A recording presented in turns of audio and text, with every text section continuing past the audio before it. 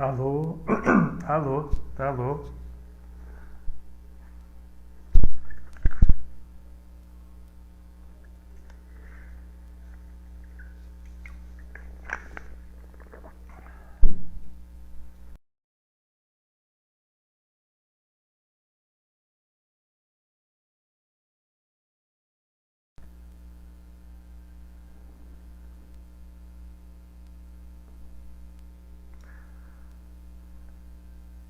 Boa noite para todos. Maria Helena, tá me ouvindo, Maria Helena? Celso, boa noite. Todo mundo ouvindo aí? Só tem um ok para ver se vocês estão me ouvindo. Vocês estão me ouvindo agora? Boa noite, gente. Vocês estão me ouvindo? Marco, tá ouvindo aí?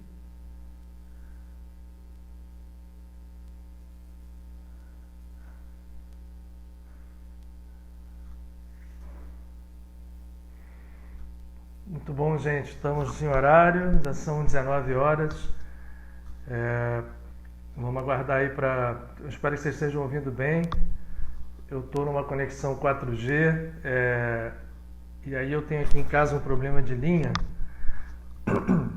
e às vezes cai uma para outra. Então, se a gente tiver esse problema aqui, eu vou tentar me virar ao longo aqui do percurso nosso para que a gente possa sair e entrar do Wi-Fi ou 4G, enfim.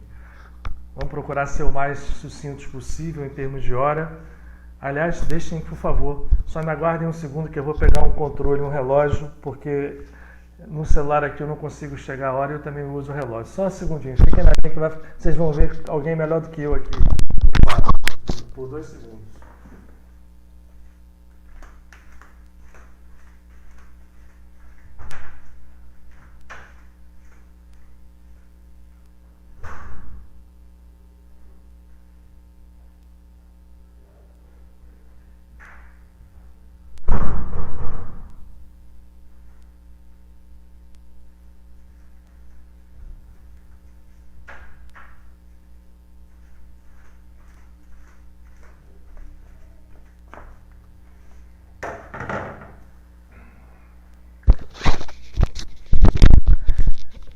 De volta, gente, boa noite. Então, primeiro, obrigado a todos vocês por nós estarmos juntos mais uma vez.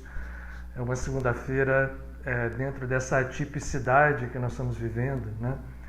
E nesses momentos que são ao mesmo tempo tão difíceis, tão desafiadores, eles têm uma riqueza interior, como se fosse mesmo uma pérola dentro da ostra, né? E as segundas-feiras têm se transformado nesse nosso encontro dessa nova forma, desse novo formato. Então, mas não significa que a gente não esteja tão conectado como se nós estivéssemos lá, né, presencialmente na casa de Padre Pio, que a gente espera poder estar juntos mais uma vez presencialmente muito breve. Vamos aproveitar esse momento em que vamos começando mais essa conversa de hoje, num dia também muito importante, e vamos fazer como nós fazemos lá na casa de Padre Pio. Esse é um momento de conexão espiritual, esse é um momento em que o Espírito é, na verdade, a grande essência, e é a Ele que nós temos que nos dirigir nesse momento, a consciência divina. Eu convido todos vocês que estão entrando agora, que já estão conosco, se puderem estar num lugar quieto, em que vocês possam fechar os olhos, para que nós possamos nos conectar mais ainda, muito além da conexão por essa rede, não apenas numa rede eletromagnética que carrega essas ondas de imagem, de som, mas uma rede de energias mais poderosas, mais profundas, mais reais, e que o nosso coração esteja pulsando nesse compasso, um compasso de aprendizes de nós todos, de um amor em outro diapasão, que vibra em instâncias muito superiores, mas que existe dentro de nós, ele existe oculto. A maior parte de nós ainda busca, ou mesmo nem sabe que pode buscar, mas esse amor existe ali, ele é fruto imediato dessa luz infinita, dessa consciência infinita, que não temos nome para chamar e podemos chamar de nomes que nos referenciam à divindade, ao Criador. Essa consciência infinita que vive em nós. Essa consciência infinita que, no momento em que fazemos com que ela desperte, com que ela rompa todas as amarras, todas as cortinas que colocamos à sua frente, todas as capas, no momento em que ela rompa, ela se estabelece definitivamente, mudando não só a nossa vida, mas mudando também o que nós chamamos de mundo exterior. E aos poucos nós vamos aprendendo que na verdade não há separação entre esses dois mundos e que efetivamente estamos todos conectados. Que seja esse nosso momento de união, esses minutos que temos juntos, que Deus permita possa se repetir por semanas e quiçá em breve nós possamos estar fisicamente juntos, mas aproveitando esses momentos para exercitar a certeza de que a conexão é tão real quanto se estivéssemos presentes uns, junto fisicamente um dos outros. Vamos respirar, sentir esse amor que nos conecta, agradecer e vamos partir para a nossa jornada de hoje. Boa noite para todos, eu estou vendo aqui muita gente dando boa noite. Eu quero agradecer a confiança da gente poder estar juntos nessa conversa e aí falar dos temas que eu achei que fossem propícios para que nós pudéssemos hoje trabalhar juntos, né? Lembrem-se que a gente repete isso muito lá na casa. Isso não é uma palestra, isso é uma conversa, ainda mais aqui, que vocês podem interagir. Eu não prometo que vá responder perguntas aqui, mas vamos ver como é que a coisa corre hoje, né?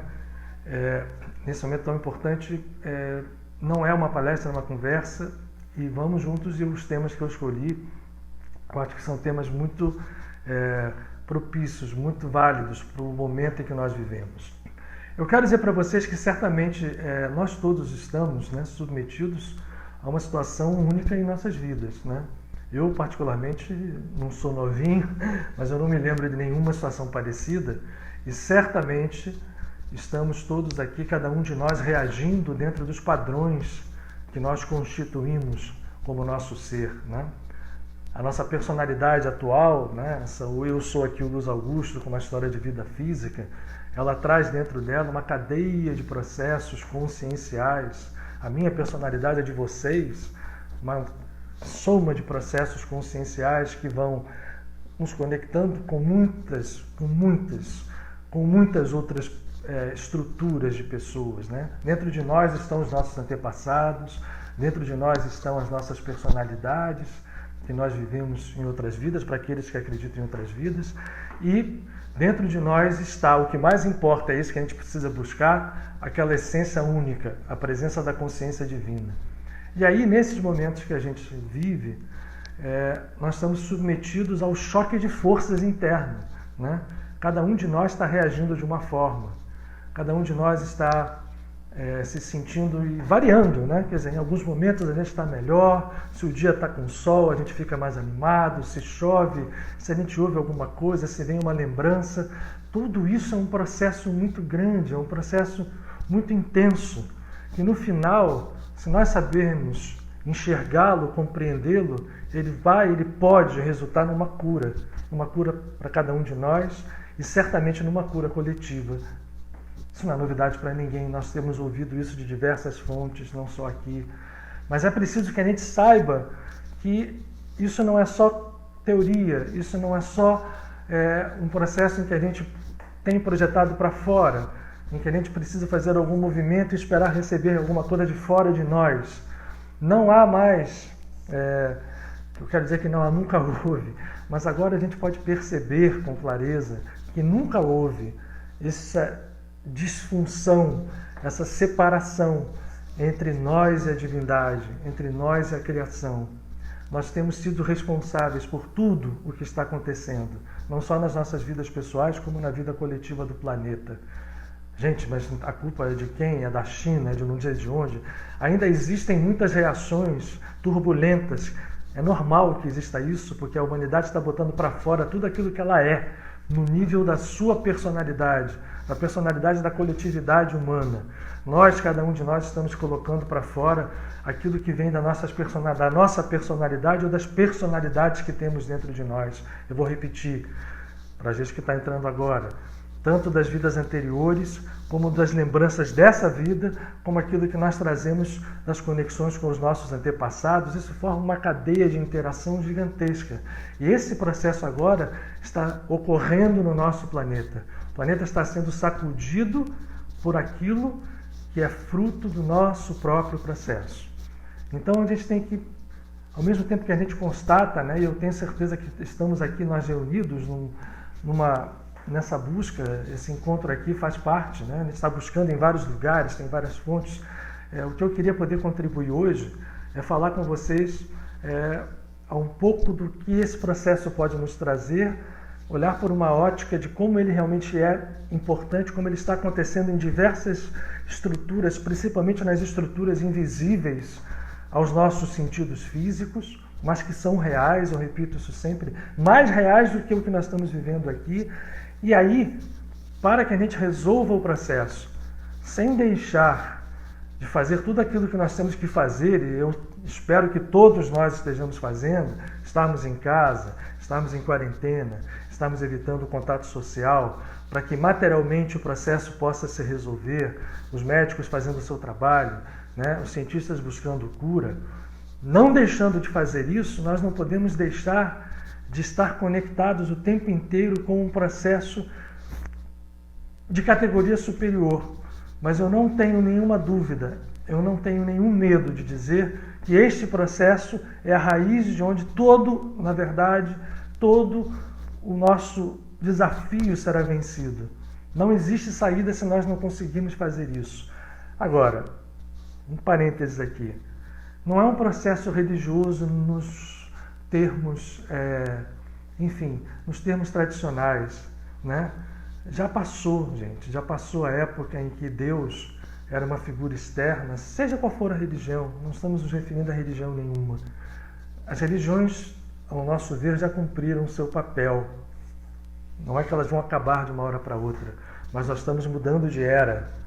Quer ver uma coisa? Deixa eu compartilhar com vocês uma coisa interessante. Vamos começar a falar do que nos interessa. Nós estamos vivendo, e os grandes mestres, todos eles, trazem para nós modelos vivos e manuais de instrução, vamos falar assim. Como é que a gente se conecta com essa essência superior e aonde a gente encontra forças para fazer com que essa história venha e se manifeste através da nossa personalidade, na nossa vida física e na vida física da nossa coletividade, do planeta. Esse mestre aqui, que está aqui, eu aponto o dedo atrás, eu estou sempre naquela sala que eu já falei para vocês, onde a minha avó materna trabalhou tantos anos na sua mediunidade. Esse grande mestre nos deixou instruções maravilhosas.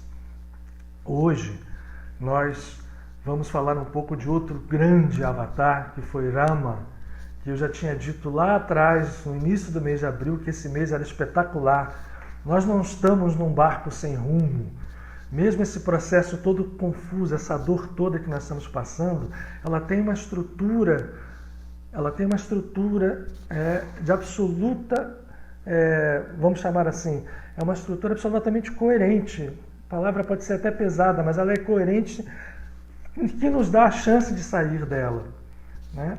Então, os mestres de todos os tempos nos falaram e nos deram possibilidade de nós entendermos o que estamos passando agora e de darmos passo adiante.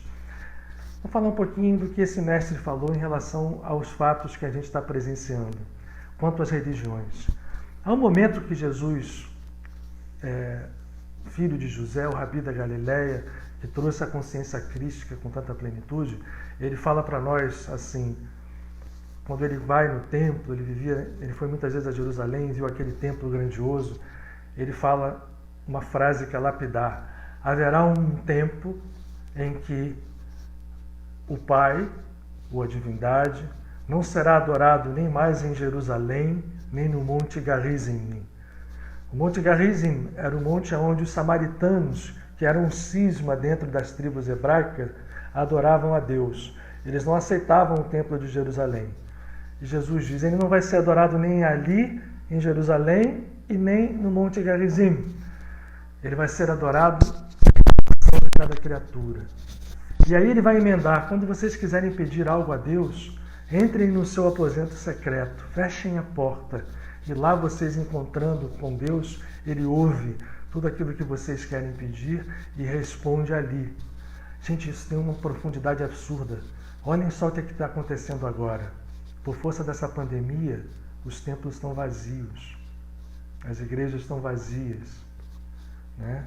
O Papa rezou uma missa sozinho na maior basílica do mundo, normalmente cheia de turistas, cheia de pessoas ali olhando só a exterioridade, que é bela, claro que é obra humana, tudo é beleza, mas as pessoas vão ali sem nenhuma visão espiritual, e nós temos, não só lá, mas em todas as igrejas, em todos os lugares, a nossa casa de Padre Pio física está vazia, nós estamos aqui. E mais do que estarmos juntos aqui, né, porque a visão de uma igreja de São Pedro vazia, de uma praça de São Pedro vazia, na Semana Santa, é algo que tem um poder para nós de chamar-nos atenção, um poder de símbolo muito grande. Vejam que as palavras de Jesus, chegará o tempo em que o Pai não será mais adorado, nem em Jerusalém, nem no Monte Garizim, e a gente podia estender, nem em Roma, nem em lugar nenhum, mas dentro de nós. Nós invertemos o processo ao longo da história. A gente olhou para fora e projetou tudo fora de nós. Né?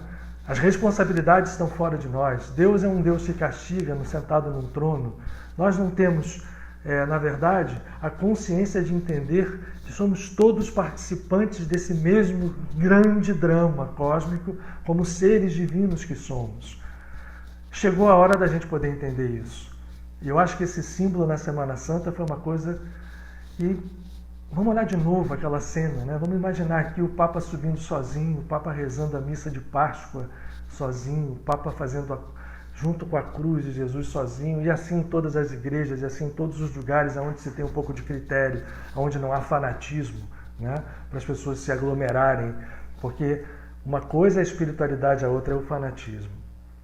Bom, se esse é o nosso ensinamento, como é que a gente entra dentro de nós? E nós temos, ainda nesses dias, uma abertura vibratória muito grande. Eu quero repetir para aqueles que estão conosco pela primeira vez hoje aqui, nesse encontro, que eu tenho falado que desde o dia 1º de abril, o mês de abril começa sob o auspício de uma conjunção vibratória, né, de 4 planetas, isso foi bastante divulgado, né, Marte, Júpiter, Saturno e Plutão, dentro de uma configuração. Isso vem vindo desde o ano passado, desde aquele eclipse lunar lá do ano passado. O que é isso? Isso não é astrologia, não é uma coisa que é invenção, nem uma coisa boba, não é ciência, não, ao contrário. É uma ciência muito, mas muito antiga. Muito antiga, é isso mesmo, o reino de Deus está aqui dentro, né? Alguém falando aqui, eu concordo, é isso que Jesus quis dizer. E a astrologia, ela apenas nos fala, se a gente entende hoje, até pela luz da ciência atual, ela é, na verdade, o que nos espelha todas as energias que nós criamos com as nossas vidas. O mapa astrológico e as conjunções astrológicas dos movimentos dos astros são como o espelho do nosso karma, vamos usar a palavra sânscrita, são como o espelho de todas as nossas ações, e não só as ações externas, são as ações interiores, são os pensamentos, são as emoções. Isto tudo se constitui num grande processo que registra energias, processa energias e nos devolve energias. Então, quando uma conjunção dessa acontece, a humanidade está sendo submetida, e todos nós, ao processo kármico que nós criamos. Mas aí vem a grande pergunta. Eu conversava hoje com uma grande amiga minha, eu quero entrar dentro disso porque fala um pouquinho a respeito de um dos grandes avatares da tradição espiritual hindu, que tem o seu dia comemorado dia 14 de abril, amanhã, que é Sri Rama. Rama é um 7º avatar de Vishnu, que é uma das manifestações da divindade única na forma daquela trindade que já é bem conhecida. Vishnu, Brahma e Shiva. Vishnu, que é o grande estruturador do cosmos, se manifesta através de avatares, e Rama é um deles. E a gente canta isso no Mahamantra. Hare Krishna, Hare Rama, Ram Ram. Rama, eu vou falar um pouquinho dele, mas eu conversava com meu irmão hoje e quero aproveitar porque a gente, quando tem o mapa kármico, né, seja ele coletivo ou seja individual, porque não há diferença final entre coletividade e indivíduos, nós estamos todos intrincados, estamos todos conectados. Esse processo vem a nós e nós temos que saber reagir a ele. Se for possível, nem reagir, nos antecipar a ele, nos movimentar para que nós possamos superar. Porque a grande mensagem de todos esses avatares, de todos os grandes mestres, de todos os Cristos, é de que a lei kármica pode e deve ser superada. Eu conversava hoje com uma irmã que ela falava sobre Dharma e Karma. Né? O Dharma é o que temos que fazer.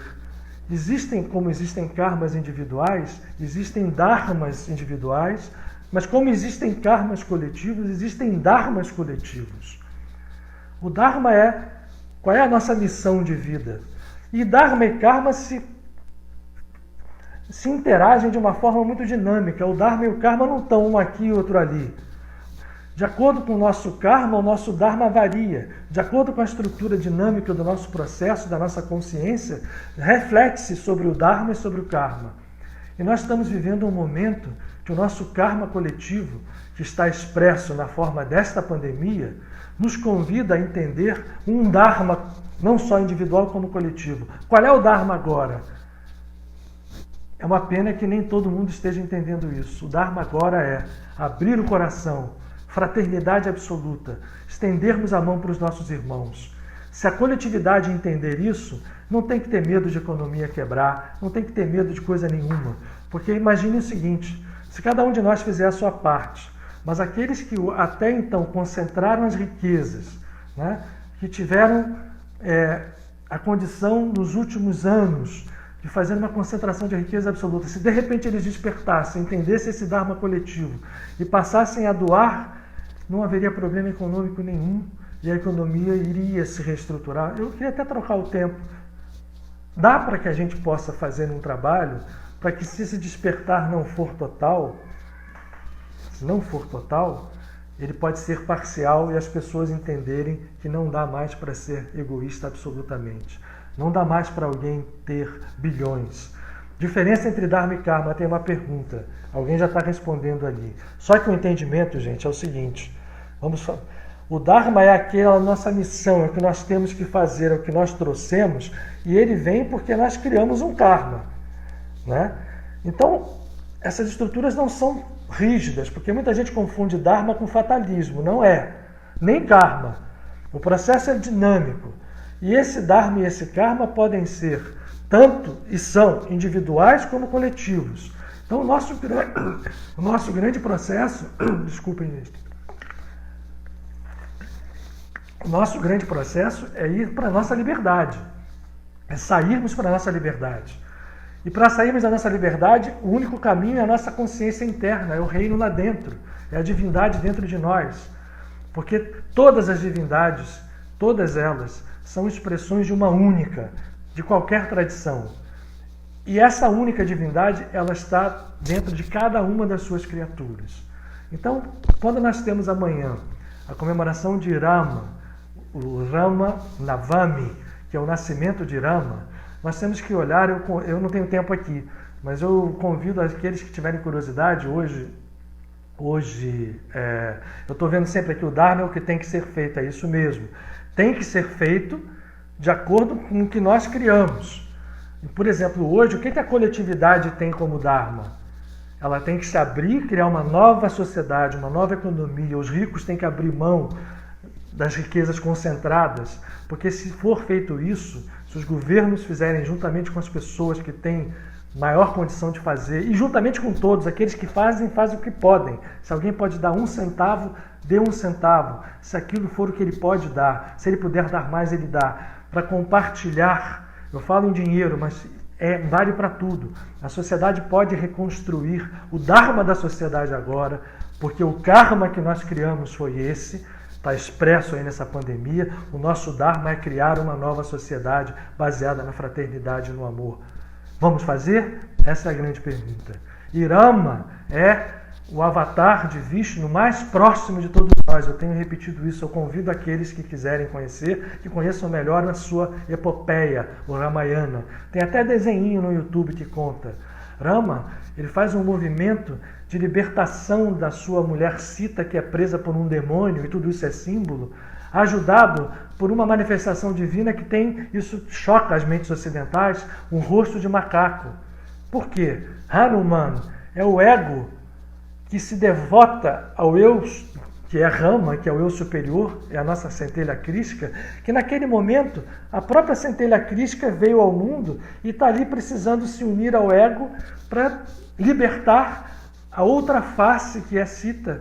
Isto acontece numa beleza de trabalho, de amor, onde o ego devotado de Hanuman se une ao eu superior de Rama, e os dois fazem uma união tão profunda e tão grande que conseguem vencer aquele demônio e libertar Sita. Amanhã, dia 14 de abril, é o dia em que se comemora Rama Navami.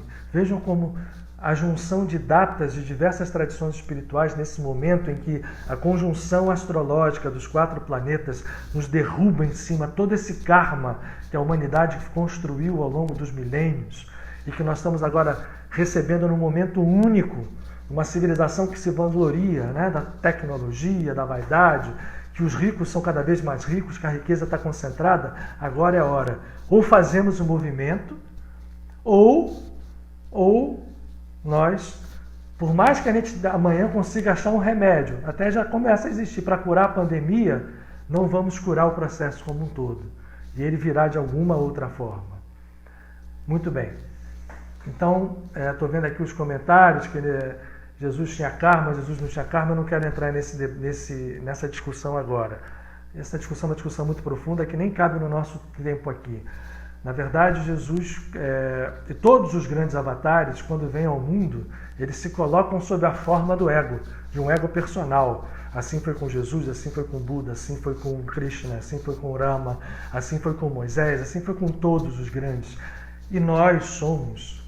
Só que eles todos eles expressaram a grandeza divina dentro deles com uma expressão absoluta e romperam as leis do karma e transformaram o Dharma numa expressão de plenitude, numa expressão de poder e potência divina. Agora, cada um de nós tem esse mesmo potencial aqui, só que dormindo, só que oculto, só que guardado lá dentro, porque nós, ao longo da nossa caminhada, desenvolvemos, vou repetir, muita gente está entrando agora, personalidades, né? Desenvolvemos interações, não só dentro de nós, como com tudo aquilo e com todas as pessoas que vivemos, que nos trazem a essa situação agora. Nenhum de nós está aqui por acaso. E aí, eu queria aproveitar para falar então para vocês, vamos aproveitar, gente, vamos aproveitar esses dias.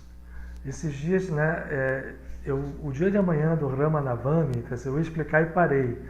O que acontece? Quando algum avatar tem o seu dia de nascimento ou de partida desse mundo lembrado, que é o caso de amanhã para Rama, como foi para Jesus na partida dele na Sexta-feira Santa, e na sua ressurreição na Páscoa de ontem, no Natal, quando se lembra a data aonde uma consciência desperta nos deixa ou chega, é uma data em que a vibração ganha um grande poder. Acontece todos os anos, quando as datas se repetem. Mas quando essas datas estão em conjunção com uma data coletiva tão poderosa como esta, o Rama Navami é um calendário, o calendário hindu é como o calendário hebreu. Ele não é um calendário fixo como é o calendário gregoriano. Então o dia de Rama, o Rama Navami, não cai todo dia no 14 de abril. Ele varia. Então, esse ano, a conjunção, quando um desses avatares têm a sua data, abre um canal vibratório para que a gente possa mais facilmente romper esses grilhões que prendem a nossa luz crística. É isso que eu estou querendo dizer. Como foi agora na Semana Santa, como foi no Pêssar na semana passada, juntou-se na semana passada o Pêssar hebraico, que na verdade não tem nenhuma diferença vibratória da Páscoa cristã, porque Jesus era judeu, e Jesus, quando fez a sua última ceia, fez uma ceia de Pêssar, porque ele sabia da força vibratória, da fenda vibratória que existe todos os anos na lua nova, na lua cheia de Áries, aonde se comemora o Pêssar. Foi por isso que ele fez o encontro final, a última ceia, que era uma ceia de Pêssar, com os seus apóstolos, porque ele sabia a vibração que estava ali, em jogo. E aí, quando ele faz o seu sacrifício, ele faz com que essa vibração ganhe um poder ainda maior para aqueles que se ligam a ele. E esse poder maior da crucifixão abre caminho para a ressurreição.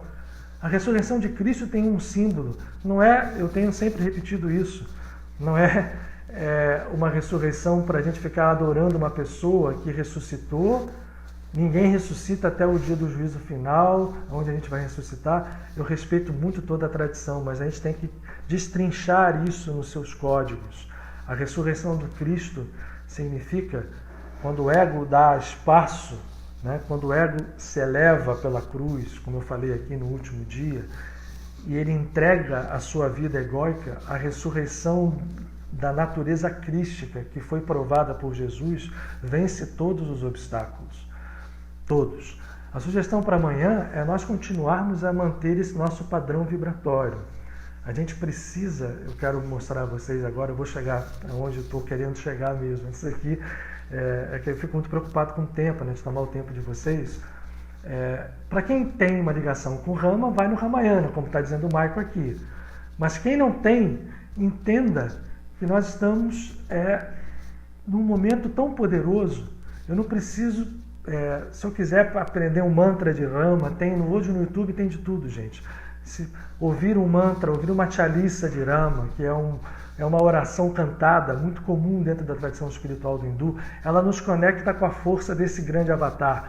Rama é o vitorioso, é o eu que se soma ao ego e rompe todas as dificuldades. É um vencedor de dificuldades até resgatar a sua amada Sita, se reunir a ela e a Hanuman e fazer a glorificação do seu reino. Ele recupera um reino. Então os códigos disso são muito profundos e mais do que isso, as vibrações que amanhã estão sendo trazidas para nós. Vamos olhar em conjunto. Olha, volta lá, né? Eu falei isso lá no início de abril. Olha como essa Semana Santa e o Pêssar foram juntos, não foi por acaso. Até porque Jesus, eu repito, fez a sua ceia sabendo exatamente quando ele estava fazendo. Ele não escolheu o Pêssar por acaso. Então, olha a força vibratória aqui. Isso aí chega o Rama Navami, né? Onde uma tradição aparentemente tão longínqua, tão desconectada historicamente, que muita gente nem conhece, chega perto naquele mesmo dia. E se nós temos consciência disso, se a gente conhece, a gente pode aproveitar sim. Como disse, pode ir lá no Ramayana ver lá um mantra de Rama, pode ver uma chaliça de Rama, ou pode nem fazer isso, apenas se conectar com essa figura, mantendo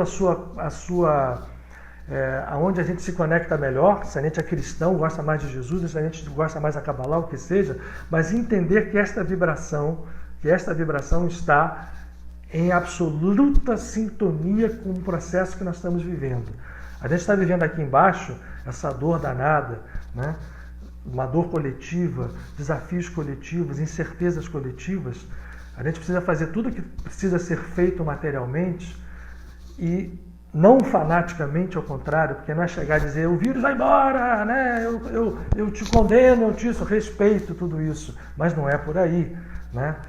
Não é por aí. Vai para o inferno o vírus, não é nada disso, gente. O que nós temos que fazer é entender que esse processo precisa ser vencido em todos os seus ângulos, mas que o ângulo mais importante continua sendo aquele que a humanidade ainda despreza, que é o invisível.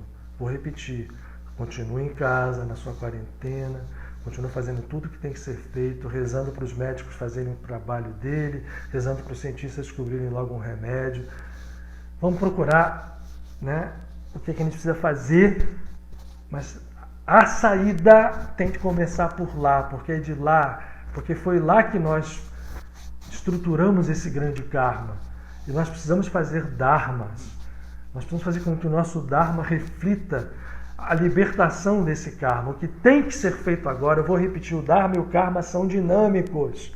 Quando fala, o dharma é o que tem que fazer, parece uma coisa fatalista. Você nasceu para fazer um dharma e é aquilo que você tem que fazer. Você nasceu para ter um dharma, você tem um dharma, mas ele tem várias dimensões. Como tudo tem várias dimensões. O karma também tem várias dimensões. Mas quando a gente desperta numa consciência crística ou uma consciência messiânica, o dharma e o karma se fundem num processo de nível superior. Eu não sei se o Emanuel ainda está assistindo, mas ele que gosta, né? Isso é um salto, que a gente podia chamar de um salto quântico, né? Quando a gente sobe para uma órbita superior de entendimento, de consciência. Na verdade, nós todos nascemos para isso. Nós somos criados para podermos expressar. Olha aqui dizendo, né? O avatar da justiça, personificação da ética.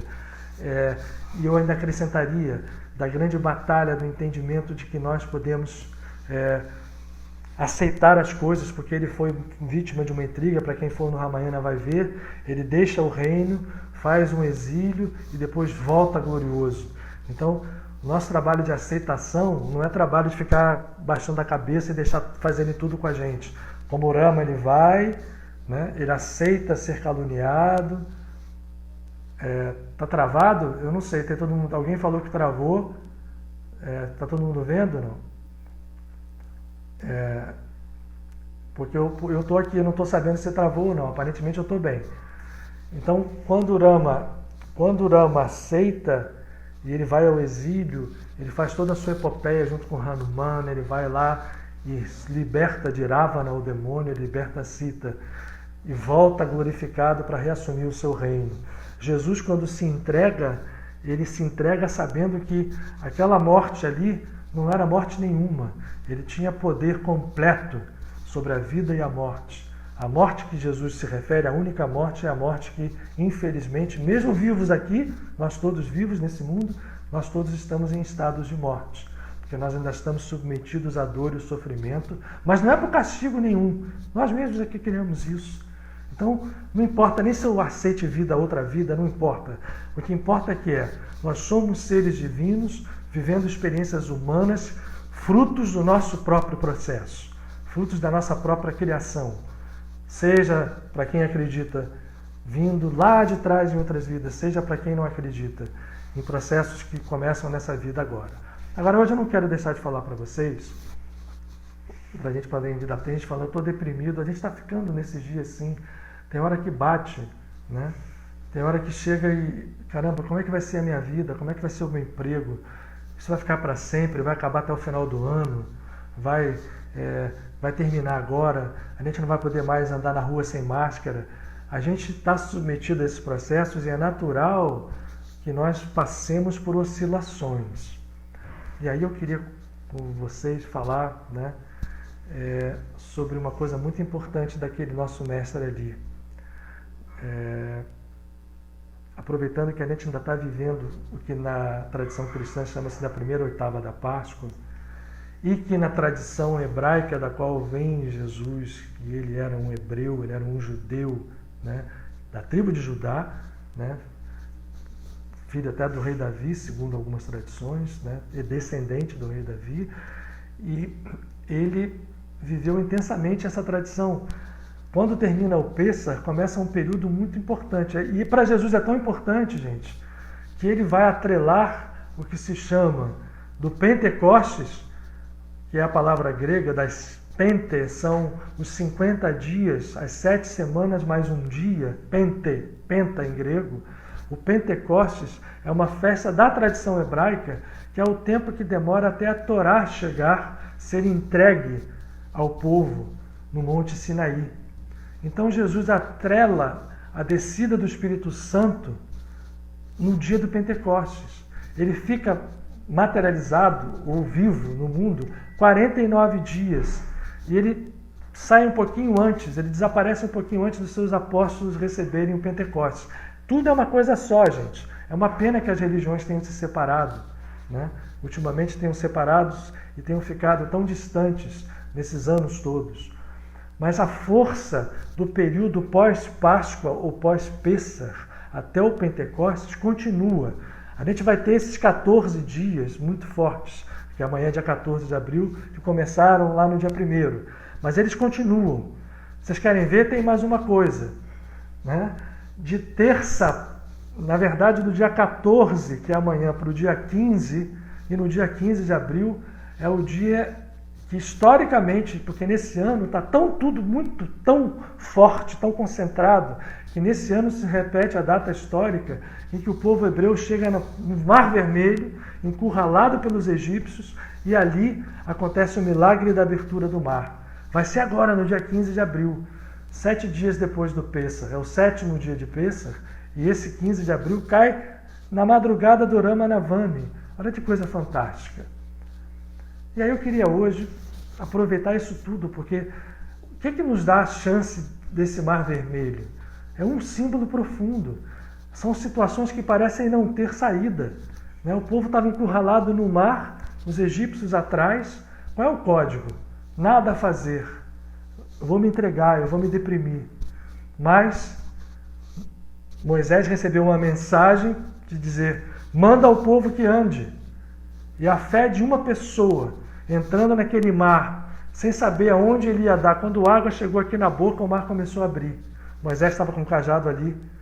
Ora, nós vamos ter isso agora, no dia 15 de abril. Então vamos estar na frente do nosso Mar Vermelho e vamos entender que ele pode abrir. O que a gente pode fazer para isso? Aí que eu quero compartilhar com vocês uma coisa bem legal. Todo mundo conhece o Sermão da Montanha, né? Todo mundo que tem, mesmo aqueles que não são cristãos, já ouviram falar. Gandhi, por exemplo, dizia que se todos os livros se perdessem, ficasse o Bhagavad Gita, o Sermão da Montanha. Nada se perderia do conhecimento espiritual. O Sermão da Montanha é muito mais do que um poema belo. Ele é uma tábua de iniciação profunda, com códigos poderosíssimos. E por que eu quero compartilhar o Sermão da Montanha com vocês agora? Porque ele tem aqui uma chave para a gente usar nesses dias, principalmente quando nós estivermos, eu vi aqui, deprimidos ou na dúvida, ou pressionados por aquilo. O que vai ser da minha vida, né? Seja a minha vida física, seja a minha vida da saúde, seja o que for. Então, gente, vamos olhar aqui para o Sermão da Montanha. Eu gosto mais dele, ele está em 2 evangelhos, mas eu gosto mais dele no segundo evangelho de Mateus, porque eu vou me concentrar. É uma tábua. Primeiro que a palavra, como ela é traduzida, bem-aventurados em português, eu gosto mais da tradução para o inglês, que é blessed, abençoados. Por quê? Porque a bênção, a brachá em hebraico, é algo que tem um poder absurdo. Se a gente for olhar o Antigo Testamento, né, está aqui a Bíblia, nós vamos ver várias vezes, quando Jacó recebe a bênção de Isaac, no lugar do seu irmão, aquela bênção tem poder. E assim por diante, a unção dos reis, a bênção. Tanto é verdade que Jesus passou para os seus apóstolos, o batismo de João era um mergulho na água.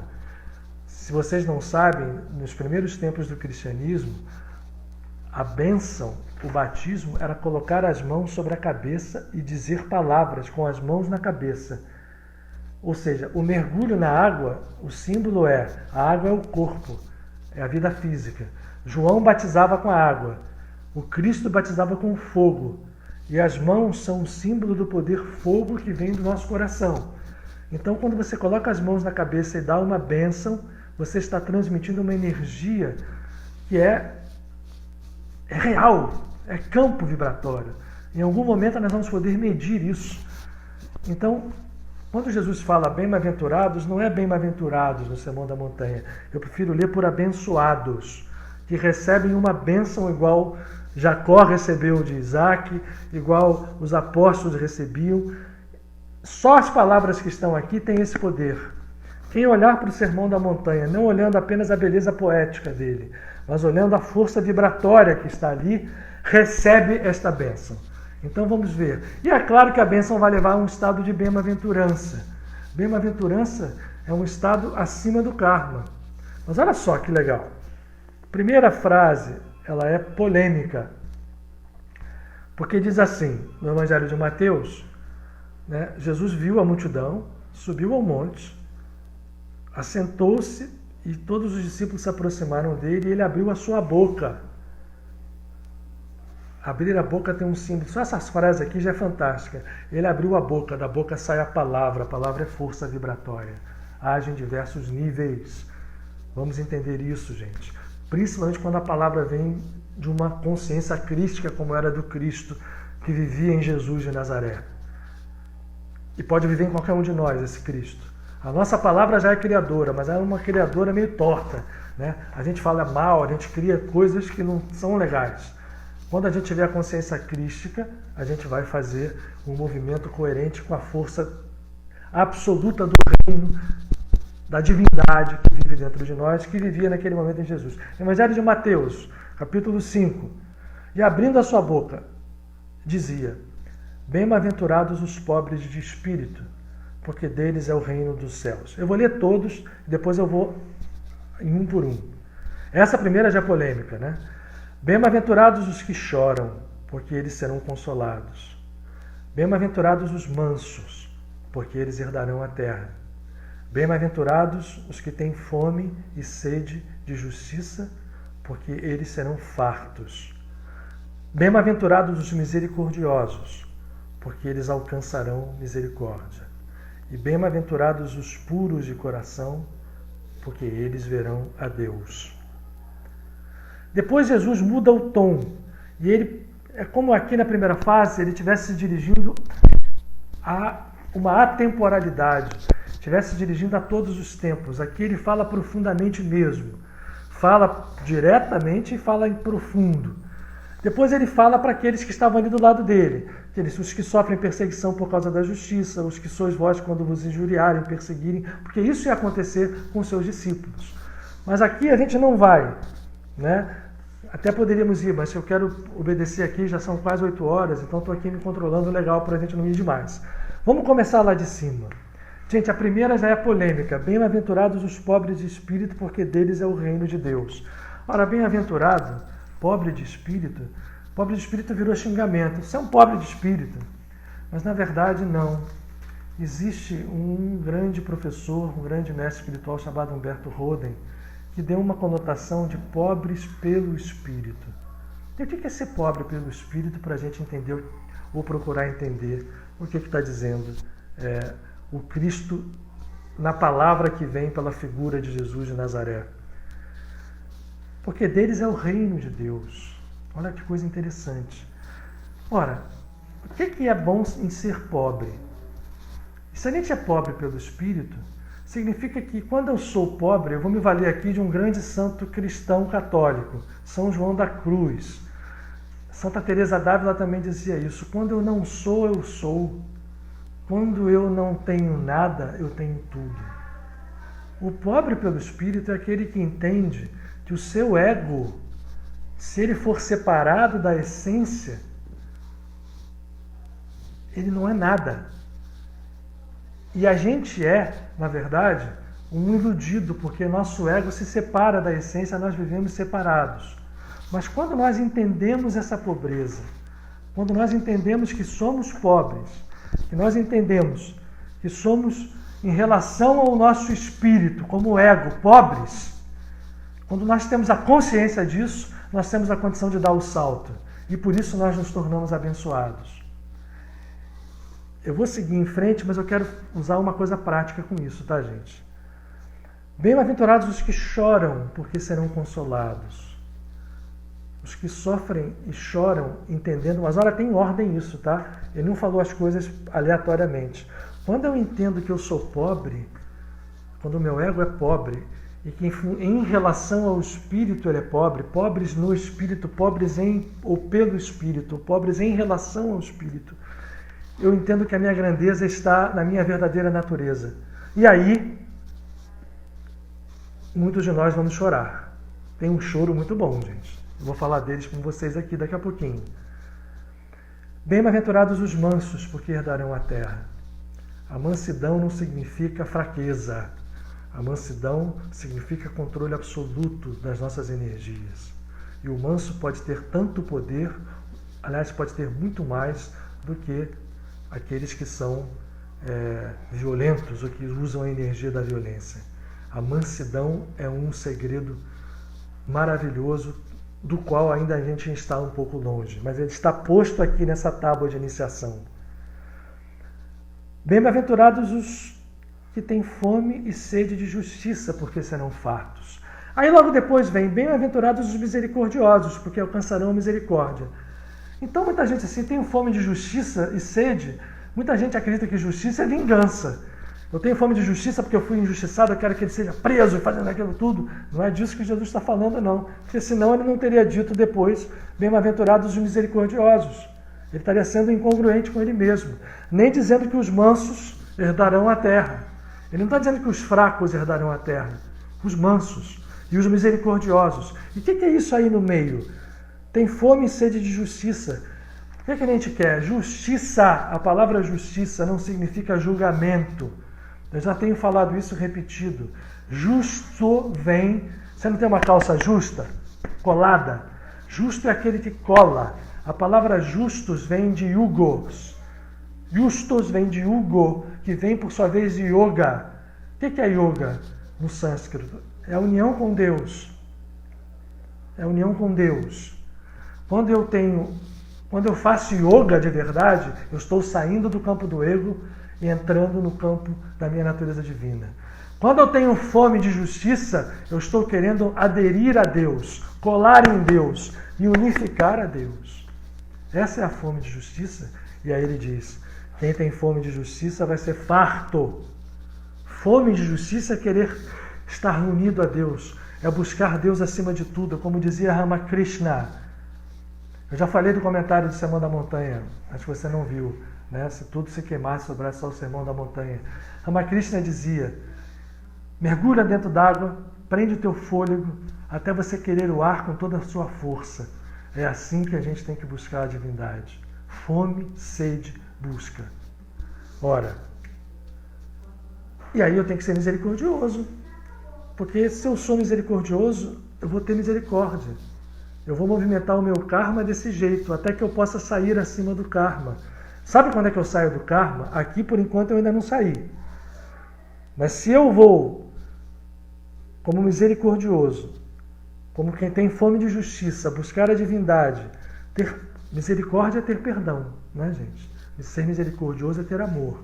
Então, se eu vou nessa direção, eu sou pacificador. Eu me torno um pacificador.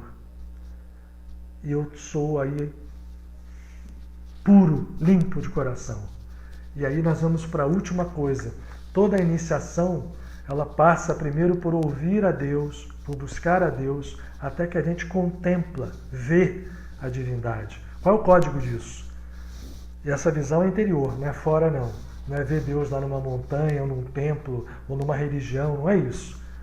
A visão de Deus é a visão da nossa própria natureza, do próprio reino dentro de nós, da própria estrutura divina que cada um de nós tem dentro de si. Então, quando eu tenho o coração puro, como é que eu purifiquei o coração? Eu vou depois voltar lá no canto que a gente começa purificando por aquele primeiro ponto ali, pelo pobre de espírito. Eu purifico o coração sendo manso, tendo fome e sede de justiça, ou seja, de união com Deus, e aí sendo pacificador, sendo misericordioso. Eu vou limpando, vou purificando o meu coração, e aí a minha visão se abre. Tem um livro no Antigo Testamento que é o livro de Jó. No final, Jó, quando fica bem, ele diz assim, eu te ouvia, tinha ouvido falar de você, Deus, mas agora eu te vejo.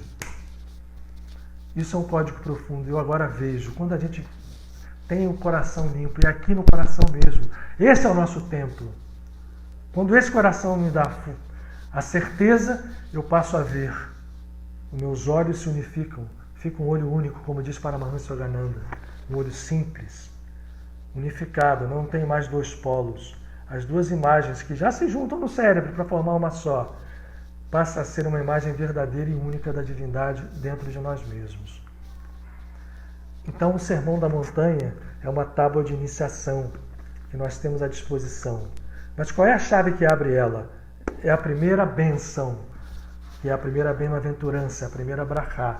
Bem-aventurados os pobres de espírito, porque deles é o reino.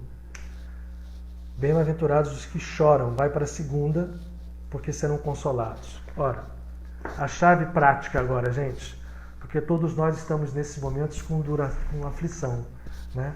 Nós estamos nos reconhecendo pobres pelo ego. Cada um de nós está vivendo dentro das nossas casas uma obrigação de entrar para dentro da gente mesmo, de nos aceitarmos, de entendermos o que está acontecendo e que eu não posso mudar isto pelo ego. Eu tenho que entender que o ego é pobre e que, por ser pobre, ele precisa primeiro fazer o movimento de buscar o reino de Deus, nos entendendo como pobre. Isso é aceitação. E depois, passando passo a passo na bem-aventurança ou na bênção, bênção a bênção, mansidão, misericórdia, paz, eu vou chegar a um momento em que, quando eu estou puro, eu vejo a Deus. E quando eu contemplo a Deus, eu e Deus somos um. Aí é um outro papo. Como eu não tenho mais ego me comandando, aí eu posso assumir o controle. Quando eu quero controlar pelo ego, eu jamais vou conseguir. Eu posso até ter a ilusão de que consigo, né? Como tem gente aí que está cheio de dinheiro, riqueza, que segura que não ajuda ninguém, que está agora na dúvida, será que eu vou dar dinheiro? Será que eu vou tirar, se eu tenho lá 1 bilhão na conta, será que se eu tirar 1 milhão eu vou ficar mais pobre? Né? Eu podia tirar 100 milhões, por que não faz 100 milhões com pessoas que estão morrendo de fome? Eu estou dando esse exemplo grande, mas para nós, quem tem 1000, se puder tirar 100 para dar desses 1000. Né? Esses movimentos que a gente precisa fazer tem que ser fora do ego. O ego não controla nada. O ego pode se iludir que controla. Mas o ego é uma ilusão que pode acabar de uma hora para outra e acaba de uma hora para outra. Quando a gente entende isso, e aí quando a gente começa no sermão da bem-aventurança, pela primeira etapa, pobre no espírito, eu sou pobre. E como pobre, a primeira coisa é ver que eu estou aflito, é ver que eu estou tocado nesse momento pela dor, pelo sofrimento, pela dúvida, sabendo que eu criei um karma. Como é que eu saio disso? Ah, tem uma saída. Tem várias saídas, tá, gente? Essa não é a única. Ai de quem se diz dono da verdade, que é só ali. Tem vários caminhos. Mas o caminho que eu estou querendo compartilhar com vocês hoje é um, porque Jesus... Muitos acham que Jesus criou uma religião. Não criou religião nenhuma. Jesus foi um avatar que mostrou a consciência, nos deu um manual de instruções, foi um modelo e pronto. A religião que veio depois, como diz Vivekananda, é obra do demônio, como todas são. Não importa, isso resolve-se também.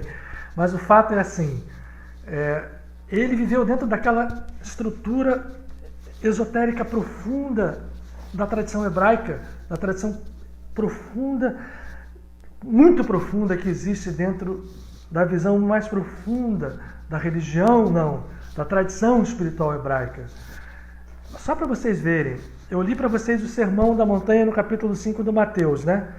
Essa história vai depois, e lá nesse mesmo capítulo 5, depois do Sermão da Montanha, tem uma coisa assim: não cuideis que eu vim destruir a Torá, nem os profetas, porque em verdade eu vos digo que até que o céu e a terra passem, nenhum tio ou um jota da Torá será omitido, sem que tudo seja cumprido. Qualquer que violar uma dessas pequenas estruturas será chamado menor no reino. Então, o que ele quis dizer? Ele não quis dizer que a lei, mandamento, os 10 mandamentos, não é nada superficial. Nenhum desses avatares, a gente tem que olhar eles apenas pela estrutura aparente. A gente tem que mergulhar corajosamente nos símbolos. Quando Jesus fala assim, eu vim para cumprir a Torá, e quando ele junta 50 dias depois a festa do Shavuot, que são as semanas, ou Pentecostes, para fazer o Espírito Santo, a consciência descer sobre seus apóstolos, ele está querendo dizer que o que é o Pentecostes? É o dia que o povo recebeu a Torá no Sinaí. E a Torá não é um grupo, não é uma lei superficial. Ali tem códigos profundos, profundos, profundos. Tem vários níveis. Ele estava dizendo isso. Ai, quem mexer, porque se eu mexo, é como se eu mexesse num programa de computador. Eu tirei algo do lugar, tirei uma letra do lugar, eu mexi no programa todo. E o código se perde. Esse é o símbolo que ele está dando. Então ele diz, eu não vim para descumprir, eu vim para mostrar que ela é poderosa. E para mostrar que ela liberta consciências. e aí ele tinha acabado de falar do Sermão da Montanha. Isso aqui segue no mesmo capítulo, tá? É no capítulo 5. O Sermão da Montanha começa no versículo 2. Agora vamos lá. Jesus também, eu falei isso aqui porque ele usava o livro dos Salmos. Se vocês olharem os evangelhos e tiverem a paciência de contar, vocês vão ver quantas vezes Jesus cita Salmo. Por quê? O livro dos Salmos não é um bonito livro de rezas só. É também um código vibratório de estruturas profundas. Tanto que tem livro aí hoje, a magia do Salmo, não sei o quê, porque as pessoas... até porque se você for traduzir do hebraico, tem salmo que não tem nada de reza. Tem salmos aqui que não se consegue nem traduzir. Aí as pessoas mudam para poder dar sentido. Porque o hebraico, as letras que estão aqui, são como 0, 1, né? Na linguagem computacional. Se eu tirar um zero do lugar, eu mudei. Se eu mudar uma base nitrogenada num DNA, eu mudei o DNA todo. É assim que eles têm que entender. E tem um salmo, os grandes mestres, e Jesus certamente quando fala na bem-aventurança, bem-aventurados os pobres pelo Espírito e bem-aventurados os que choram, ele está ali abrindo nesse código de iniciação que é a bem-aventurança, uma porta para a gente usar. E aí eu vou me valer de uma outra coisa para poder juntar isso aqui e dar sentido ao que ele fala ali no Sermão da Montanha. Por que o pobre pelo Espírito é bem-aventurado? Porque ele reconheceu a sua pobreza egóica. Ele aceitou. E aí, quando ele entende isso, ele entende que o ego é pobre, sempre foi pobre, ele só vai ser rico quando ele entrar no reino, quando ele voltar à sua natureza essencial, ele vai chorar. E vai chorar para quê? Bem-aventurados os aflitos. A aflição vai vir, ele vai cair em si, e aí, gente, tem um salmo. E isso está no Zohar, que é uma obra profunda da Kabbalah. Na Zohar existe o seguinte, Jesus falava sobre salmos. Lá se diz, existem 3 salmos, que são os 3 salmos mais poderosos de todo o livro. Um deles, o Salmo 90, o outro Salmo 102 e o outro Salmo 145. São orações. Um deles, no Salmo 90, é a oração de Moisés. O Salmo 102 é a oração, agora que vem, do pobre aflito. Opa! O Salmo 145, apesar de muitos serem da autoria de Davi, esse é individualizado como a oração de Davi. Mas aí diz o Zohar, desses 3, o mais poderoso, perante a consciência do eterno, perante a nossa divindade interior, é o Salmo 102. E qual é o Salmo 102, gente? Que é tão poderoso assim. E aí, na minha compreensão, não quero obrigar vocês a aceitarem isso, está conectado ao que Jesus falou na primeira fala, na primeira palavra, no sentido de força do Sermão da Montanha. Bem-aventurados os pobres e bem-aventurados aqueles que são aflitos, os que choram, porque serão consolados. O Salmo 102 é assim, a prece de um aflito, de um pobre. É conhecido como a prece do pobre, a prece do aflito oprimido, daquele que reconheceu a pobreza egóica e, portanto, vai chorar, vai derramar a sua inteira natureza absolutamente distorcida do ego, mas que é divina também, gente. O ego também é divino. Espera lá. O ego também é divino. Ele só está ali iludido. Mas quando ele se conecta com o eu, como fez, né? Hanuman, Ram, Sita, quando aquela história toda se unifica no final, o ego retoma a sua natureza divina. Mas ele só pode retomar a sua natureza divina quando ele está reconhecendo isso, quando ele aceita isso. E esse salmo ele é poderoso demais. Eu vou falar em hebraico para vocês, porque do salmo inteiro, os 3 primeiros versículos são os mais poderosos. Eu até lhe disse, vocês não precisam recitar o salmo inteiro. Como é que a gente faz? Uma meditação profunda, se prepara para orar, entra lá dentro daquele quarto fechado que eu falei, quem assistiu desde o início a nossa conversa, quando Jesus fala, quando eu disse que aquela cena do Papa rezando sozinho num templo vazio e das igrejas vazias, dos templos vazios, mostravam, olha a nova etapa da humanidade. As sinagogas, templos e igrejas vazios mostram que Deus, como diz o Cristo, não tem que ser adorado nem em Jerusalém, nem no Monte Garizim, na Samária. Ele tem que ser adorado dentro do aposento secreto que cada um tem dentro de si mesmo. O Salmo 102, então, nos leva para esse aposento secreto, porque é só quando a gente tem essas lágrimas reais, profundas, da nossa aflição, que a gente vai. Assim diz ele, uma prece do oprimido. Tefilá leani ki yatof velifnei Hashem yishpor siro. Hashem shma tefilati veshavati elecha tavo. Al taster panecha mimeni beyom tsarli chatelai osnecha beyom ekra maher aneni. A tradução disso é linda, gente. Mas eu quis falar em hebraico para que vocês entendam a força mântrica do hebraico. Mas em português também vale. Assim diz: uma prece de um oprimido quando se sente desfalecer e derrama ante o Eterno a sua súplica. Ó Eterno, ouve a minha voz e a minha prece. Permita que te alcance o meu clamor. Não ocultes de mim a tua face no dia da minha aflição, e sim, inclina para mim o teu ouvido. Atende-me prontamente quando eu te invocar. É isso. Agora, não é superficialmente, não é eu chegar e gritar.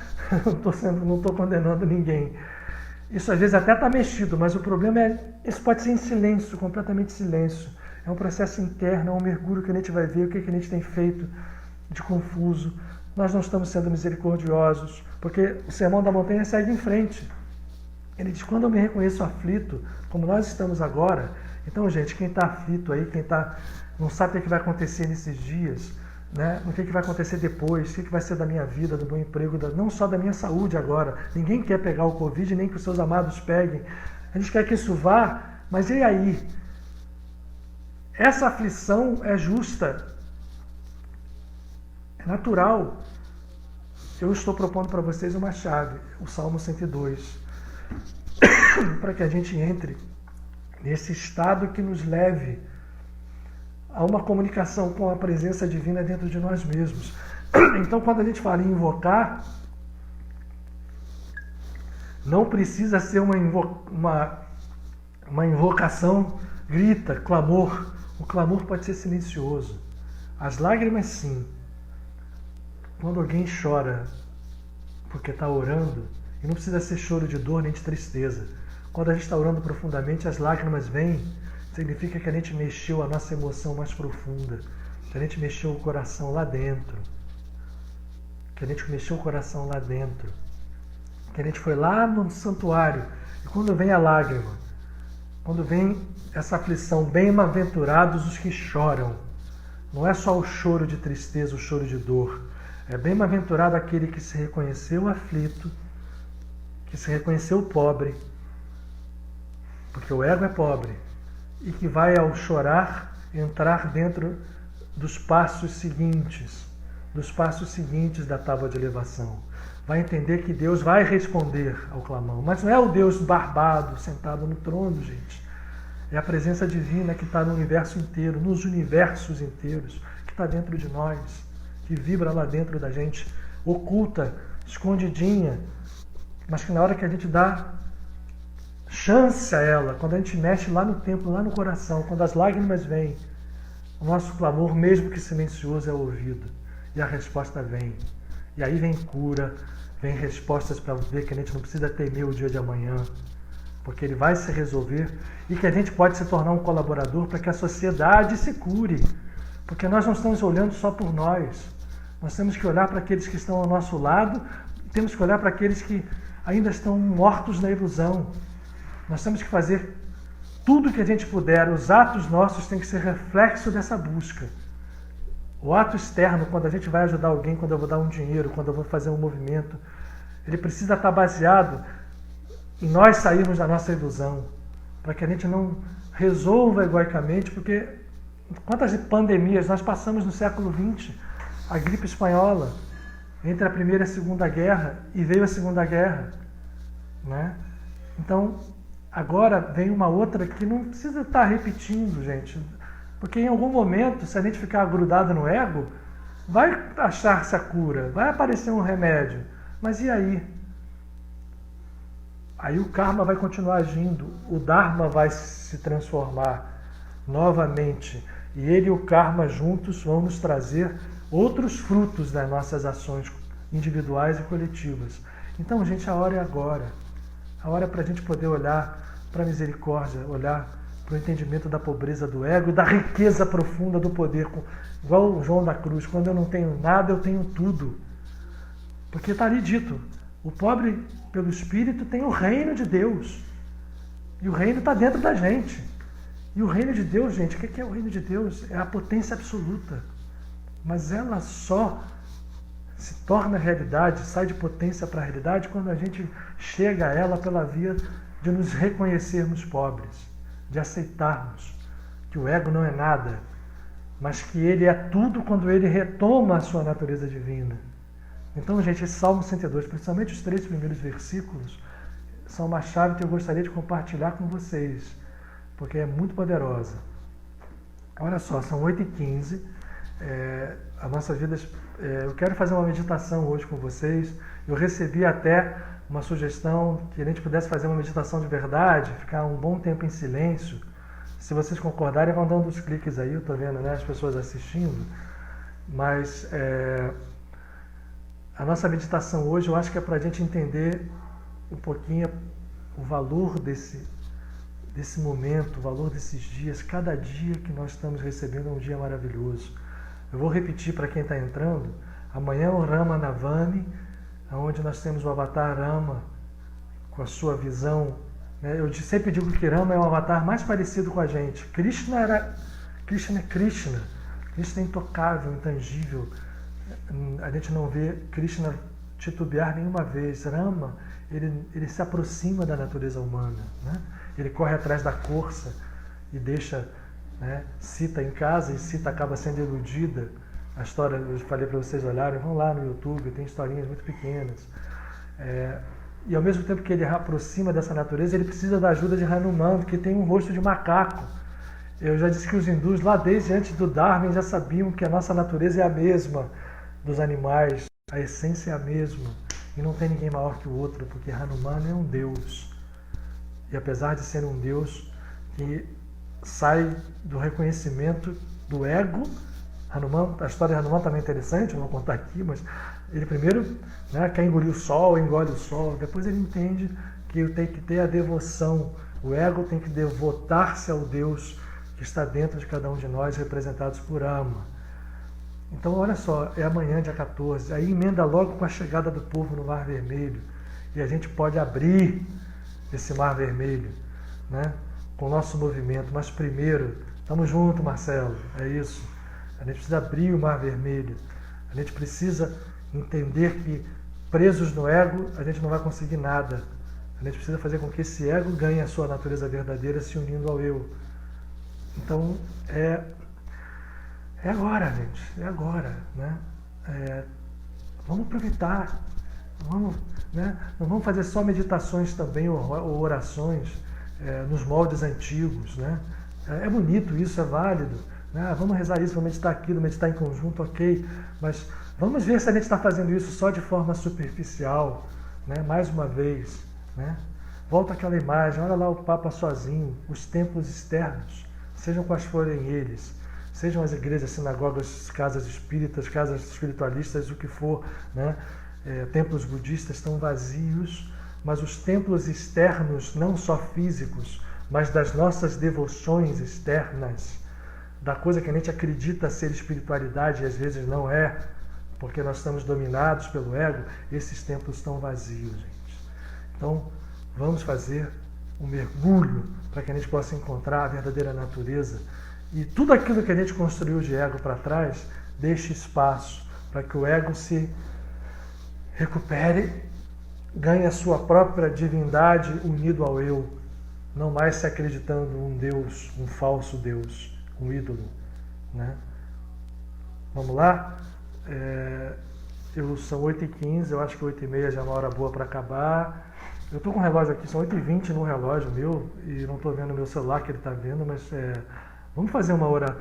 Então vamos repetindo, que tem gente entrando agora, mas isso vai ficar gravado. Né? Quem tiver paciência e curiosidade, depois fica gravado lá. Ainda fica na página e depois vai para o YouTube, mas a gente falou muito hoje e estamos falando desse momento. Vamos aproveitar ele então. Salmo 102, os 3 primeiros versículos, é a chave de entendimento dos 2 primeiros versículos, não, dos 2 primeiros movimentos do Sermão da Montanha. Está dizendo ali, né? O amor de Rama é um amor devocional, é isso, né? Tanto que tem imagem de Hanuman abrindo o peito e mostrando o coração que ele dá inteiro. Quando o ego vê isso, né? E quando a gente está no Mar Vermelho, é a hora da gente acreditar que é possível, né? Então vamos entrar na água, vamos fazer os movimentos para dentro. Se a gente não está vendo nenhum horizonte na nossa frente, vamos entender que os horizontes se abrem quando a gente faz eles acontecerem. E não é pelo ego, eu repito, continuo repetindo. O ego precisa aceitar, ele precisa se devotar ao eu profundo que existe dentro de nós, à natureza divina que existe dentro de nós, dentro de todos nós. Isso é cura, isso é luz, né? E aí quando a gente consegue isso, nós vamos poder, tenho certeza que vai estar refletindo na coletividade, né? Porque é hora também da gente pensar na coletividade humana. Não dá mais para a nossa sociedade achar que está tudo bem, encontrar uma cura, vai acontecer se a gente continuar nessa ilusão, né? E voltar tudo a ser como era. Não. Mesmo que voltasse, tomara que não, mas que voltasse, nós íamos... O dia da abertura do mar é dia 15, mas ele começa na madrugada de 14 para 15. Quando virou meia-noite, a vibração já entra. E na aurora, ela fica mais forte. Então, quem quiser, acorda cedo e medita no dia 15. Aí você pode juntar o Ramanavan, foi o Hanuman Jayanti, foi semana passada. Foi no meio da Semana Santa. O Jayanti de Hanuman. Né? Olha que força, gente. Não vamos deixar isso, pelo amor de Deus, passar. É só isso que eu peço. Então vamos nos arrumar aqui para meditarmos e orarmos em conjunto. E eu peço então que nós todos possamos usar a respiração, porque vejam só também, agora eu não vou deixar de falar, o que está sendo atacado na gente, gente? A respiração. Nós estamos ficando sem aqueles que ficam doentes, que todos eles sejam curados, que Deus permita a cura de todos. A respiração é atacada porque a gente esqueceu que a respiração é a conexão entre o físico e a vida. Ela traz o ar, mas traz também o prana. E nós esquecemos disso. Nós precisamos aprender a respirar em todos os níveis. Então vamos fazer isso. Vamos fechar os olhos e fazermos algumas respirações profundas para que nós possamos nos conectar por essa respiração, porque se nós estamos sob a força dessa vibração densa, que é o fruto que essa pandemia nos traz, acima dessas nuvens existe um sol que brilha, e se nós olharmos por outra perspectiva, acima dessas nuvens, nós podemos atingir acima por um mergulho dentro de nós mesmos. Então vamos respirar. Vamos dar atenção à respiração. Cada um de nós com os olhos fechados, mas nós estamos conectados. E nesse momento os nossos amigos espirituais, aqueles que estão ao nosso lado, cada um de nós, não tenhamos dúvida disso, tem companheiros que estão ao nosso lado nesse momento. Que eles nos permitam nos conectarmos coração a coração, como num grande colar de luz. Somos mais de 300 pessoas, não é pouco. Que a gente se conecte, luz a luz, coração a coração, inalando e exalando, amor a amor. Sentindo que o nosso ser vibrando não vibra só em cada uma das trilhões de células físicas, mas na conexão real, da energia real. Se a ciência ainda não reconhece, irá reconhecer muito breve a natureza espiritual de toda a realidade. E a respiração é a ponte que nos leva ao estado interior, que nos permite tocar de leve, ainda que seja, nas praias desse mar, nas portas desse reino. Esse mar infinito, mas que está dentro de nós. Esse reino infinito que vive em nós, oculto. Essa luz que não pode mais estar oculta, ela tem que brilhar, ela tem que curar. Vamos respirar. Eu agora vou ficar em silêncio por 5 minutos contados, para que todos nós mergulhemos e sintamos esse mar.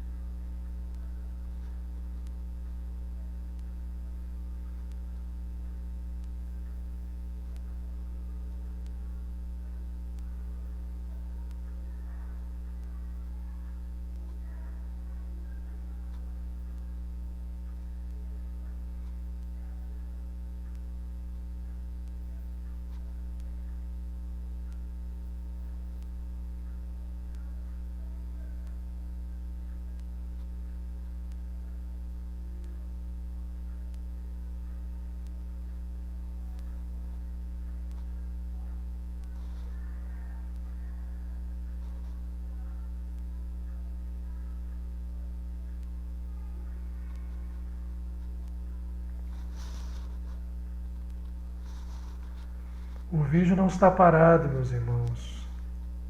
Vamos aos poucos sentindo,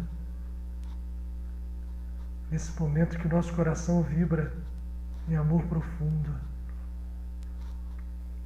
Esses 5 minutos passaram como um relâmpago, porque o tempo obedece à consciência. Vamos sentir o nosso coração como uma lâmpada acesa. Cada coração ligado ao outro como num grande colar de luz. E vamos imaginar que dentro do nosso peito, com todas as energias circulando harmonicamente, dos pés ao alto da coroa, somos movidos pela luz, pelos fluxos de energia de cura, de proteção, mas que dentro do nosso peito essa luz toma a forma do planeta, do globo terráqueo. Mas não o globo terráqueo com os continentes e os mares, um globo terráqueo, todo ele iluminado, mares, terras, por uma luz dourada prateada, que cura cada bilhão, cada uma das bilhões de criaturas que habitam, despertando a consciência que cada um de nós tem esse globo no centro do seu peito. E nós oramos nesse momento por todos os nossos irmãos que de alguma forma, conectados, compartilham conosco, ainda que nós nem eles tenhamos plena consciência dessa realidade. Vamos respirar. E agora me permitam orar. Cada um faça as suas orações pessoais, mas eu aqui vou expressar em palavra. Mantendo essa imagem do globo no centro do nosso peito, onde o coração, a fonte do amor incondicional, irradia de cada um para o todo. E não tenhamos dúvida que do todo, da infinitude, da unidade, virá para cada um de nós. Mas que nesse momento, o silêncio que se expressa em palavra, num paradoxo, o clamor de todos nós se faça, para que reconheçamos que nada sendo, como João da Cruz, tudo somos. E que a oração que se ergue traga a cura e a libertação para a nossa opressão, para a nossa aflição, para a nossa busca.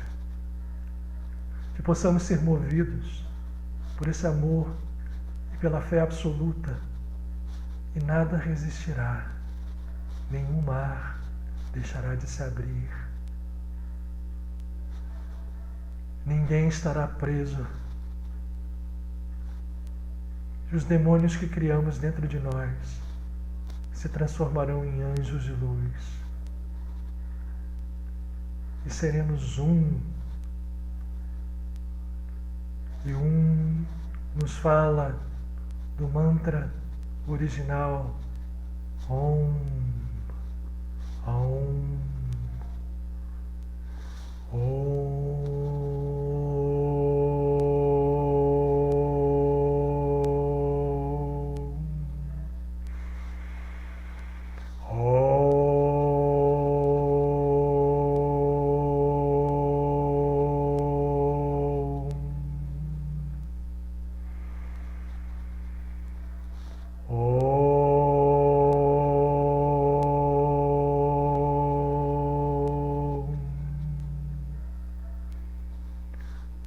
Nós possamos viver na unidade,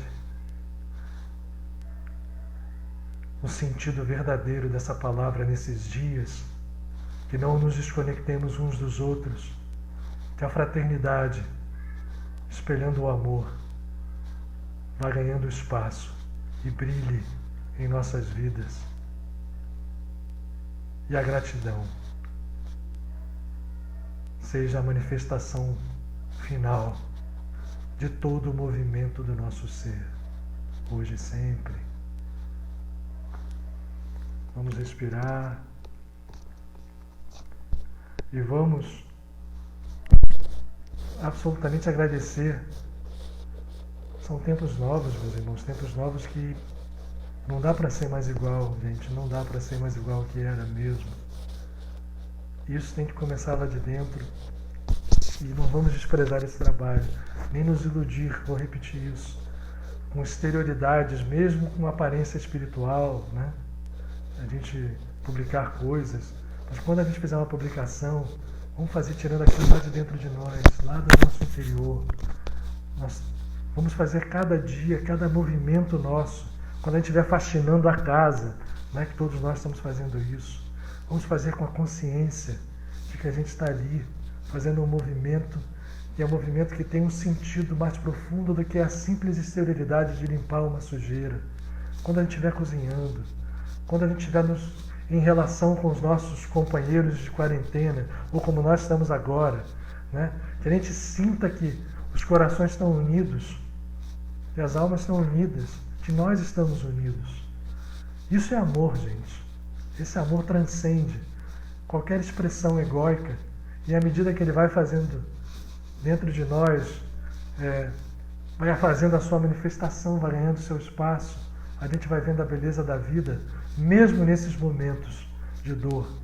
Dá para a gente achar uma alegria oculta, que vai sendo uma luz que vai brilhando, brilhando, brilhando, brilhando cada vez mais, e isto repercute, não tenhamos dúvida, nos nossos mares fechados. Eles vão se abrir. Nós vamos lá buscar Sita, nós vamos no Sermão da Montanha, começando com a aflição, começando com a pobreza reconhecida do ego, pobreza no espírito. Vamos chegar a estarmos puros de coração e, ao vermos Deus face a face, o código é: eu e o Pai, o Criador, que é Mãe também, que é tudo, eu e o Eterno somos um. Nós somos um.